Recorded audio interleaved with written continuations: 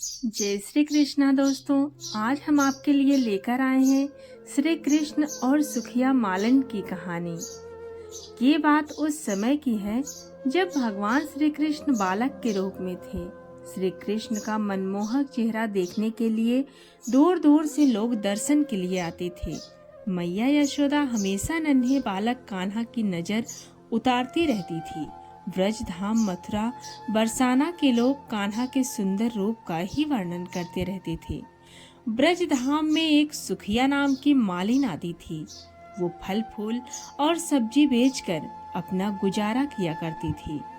ब्रज धाम में सुखिया जब भी गोपियों से मिलती तो वो उनसे नंदलाल के बारे में पूछा करती थी। बाल कृष्ण की लीला सुनने में सुखिया को बहुत आनंद आता था। उसका मन भी बाल कृष्ण के दर्शन को तरसता था।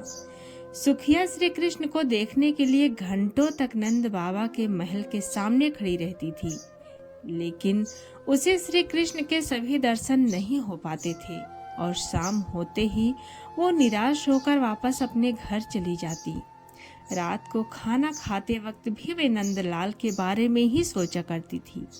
भगवान कृष्ण तो अंतर्यामी हैं, उन्हें तो सब पता चल जाता है।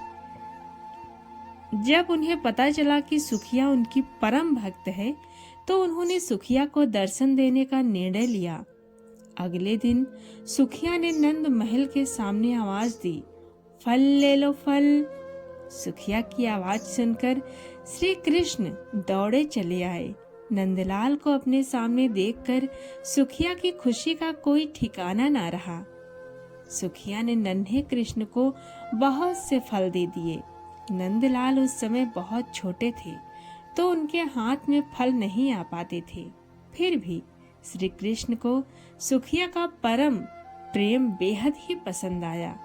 फल की कीमत चुकाने के लिए भगवान श्री कृष्ण बार बार महल के अंदर जाते और मुट्ठी भरकर अनाज लाने की कोशिश करते, लेकिन सारा अनाज रास्ते में ही बिखर जाता था। सुखिया को भगवान कृष्ण 2-4 दाने ही दे पाए। सुखिया के मन में इस बात का कोई मलाल न था। वो तो बहुत खुश थी कि आज उसने अपने हाथों से भगवान को फल दिए और उन्होंने वो फल खाए। सुखिया मुस्कुराती हुई अपने घर पहुंची। उसके फल की टोकरी खाली थी क्योंकि वो सारे फल श्री कृष्ण को दे आई थी। घर जाकर उसने टोकरी अपने सिर से उतारी तो पाया कि उसकी टोकरी हीरे जवाहरात से भरी हुई है। सुखिया समझ गई कि ये भगवान की लीला है। उसने मन ही मन बाल गोपाल को धन्यवाद दिया। इस तरह से भगवान श्री कृष्ण ने अपनी परम भक्त सुखिया का उद्धार किया। दोस्तों, कैसी लगी ये कहानी कमेंट में ज़रूर बताएं। पसंद आई तो हमारे चैनल को सब्सक्राइब ज़रूर करें। मिलते हैं किसी ऐसी ही नई कहानी के साथ। तब तक के लिए नमस्कार।